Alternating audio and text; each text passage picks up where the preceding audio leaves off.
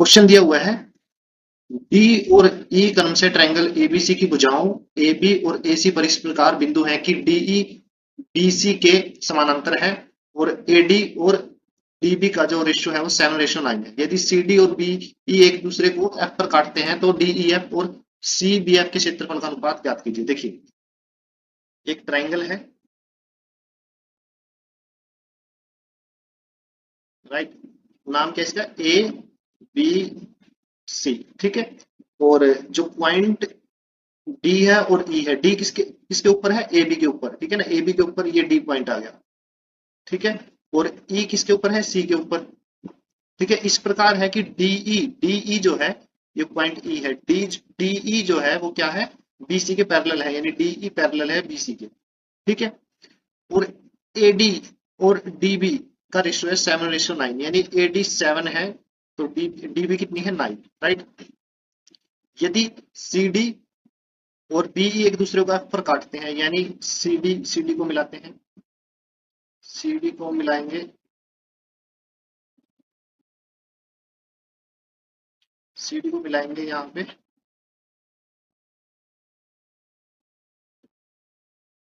CD और be को मिलाया और ये जो पॉइंट है ये क्या है, एफ, ठीक है, एफ पर काट दिया, हमें निकालना है। तो डीई एफ मतलब ये वाला ट्रायंगल, ठीक है, डीई एफ और सी बी एफ यानी ये वाला जो ट्रायंगल है इसका अनुपात, एरिया का अनुपात फाइंड आउट करना है। देखिए कैसे निकालेंगे। सबसे पहले आप देखिए जो ट्रायंगल ए डी ई है, ए डी ई है, वो सिमिलर है किसके, ट्रायंगल ए बी सी के। क्यों, जो एंगल ए है वो कॉमन है, ठीक है, एंगल ए है वो क्या है, कॉमन है। और ये जो एंगल है वो, ये जो दो एंगल है, एंगल 1 और एंगल 2 दोनों बराबर है, संगत कोण।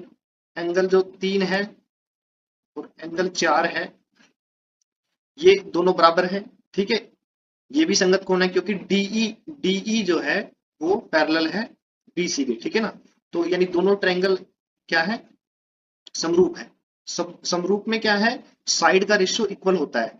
तो जो ट्रायंगल ए डी ई है उसकी साइड कितनी है, 7, ठीक है। और ए बी सी की पूरी ए बी की लेंथ कितनी हो जाएगी, 9, 7 और 9 16, यानी 7/16, ठीक है। ये रेशियो किसका बना, A D by A B का, ठीक है।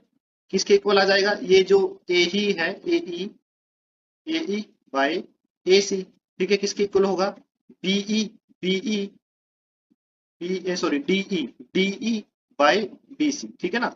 अब हमें इस रेशियो का यूज करना है। डीई की वैल्यू क्या आ गई, 7, और बीसी की वैल्यू कितनी आ गई, 60, ठीक है ना।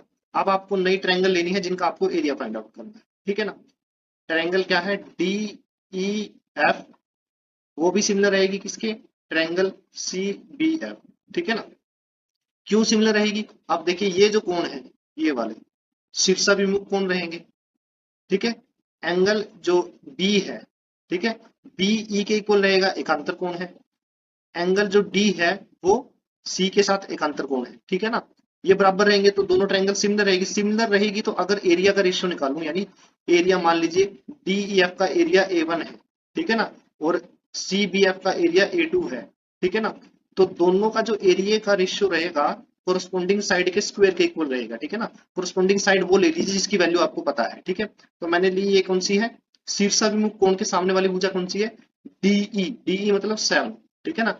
एरिया मैंने ऊपर A1 लिया है तो साइड भी मैंने उसी ट्रायंगल की ली है। डिनोमिनेटर में देखिए सी बी एफ की साइड कौन सी है, 16 वाली, ठीक है ना। डिनोमिनेटर में मैंने क्या ले लिया, 16, इसके स्क्वायर के इक्वल रहेगा। तो एरिया का रेशियो निकालना था, कितना आ गया, 7 का स्क्वायर 49, 16 का स्क्वायर 256, ठीक है ना।